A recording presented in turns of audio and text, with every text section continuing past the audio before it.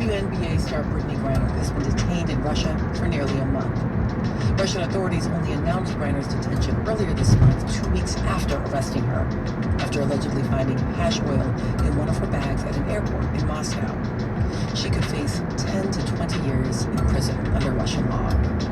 Now, Griner has been playing in Russia since 2014. Like many members of the WNBA, she plays there to supplement her income. As we covered last week on our show, financial opportunities in the U.S. for WNBA players are often far less lucrative than those available to their NBA counterparts.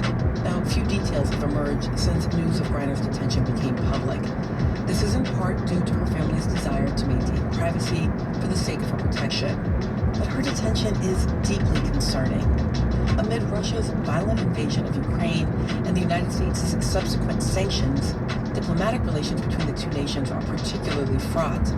Griner is from Houston, Texas, and after learning about her detention on March 5th, House Representative Sheila Jackson Lee of Texas spoke bluntly about the situation. I don't want to disregard a sovereign nation, but Putin has disregarded sovereign nations his entire service in this world. And anyone that is killing and attacking and destroying Ukraine, their neighboring country that is not welcome, them, has no right to hold Ms. Griner, period. And while Brittany Griner is the most high-profile American citizen currently detained in Russia, the State Department has been working for several years to try to earn the release of 2 other Americans being held in Russian prisons. As Secretary of State Anthony Blinken mentioned when he was asked about Griner earlier this month. With regard to the individual you mentioned, there's only so much I can say given privacy considerations at this point. Let me just say more generally, whenever an American is detained anywhere in the world, we of course stand ready to provide every possible assistance. And that includes in Russia.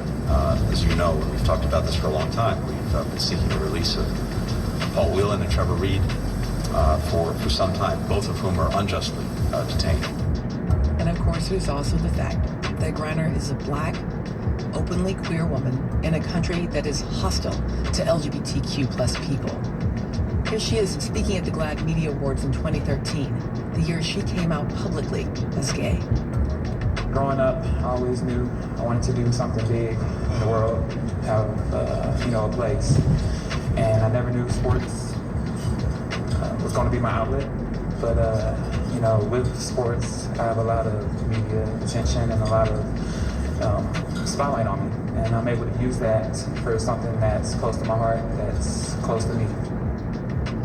As we continue to monitor Brittany Griner's detention, we want to talk with someone who knows firsthand what it's like being unjustly detained abroad. Jason Rezaian is the host of the Spotify original podcast 544 Days and executive producer of the Washington Post opinions film Bring Them Home. Jason, welcome back to The Takeaway.